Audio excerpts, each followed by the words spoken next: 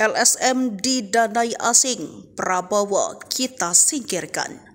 Presiden Prabowo Subianto mengatakan pihak asing telah membiayai LSM untuk mengadu domba pihak-pihak di Indonesia.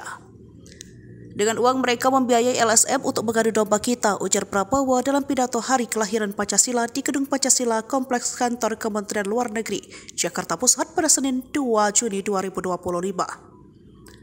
Dalam upacara yang dihadiri para menteri dan pejabat negara ini, Prabowo menilai pihak-pihak asing itu hanya mengklaim sebagai pihak yang paling demokratis.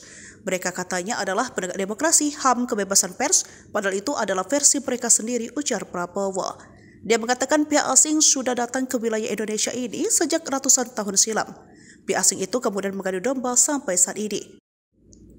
Presiden Prabowo Subianto menyatakan tidak akan segan-segan untuk menyingkirkan orang-orang yang menurutnya tidak setia kepada bangsa dan negara Indonesia karena melanggar perundang-undangan.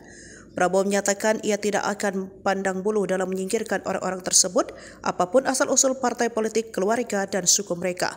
Oleh karena itu, ia menegaskan bahwa tidak boleh ada pihak-pihak yang menganggap dapat mempermainkan, membohongi, dan menipu bangsa di negara Indonesia.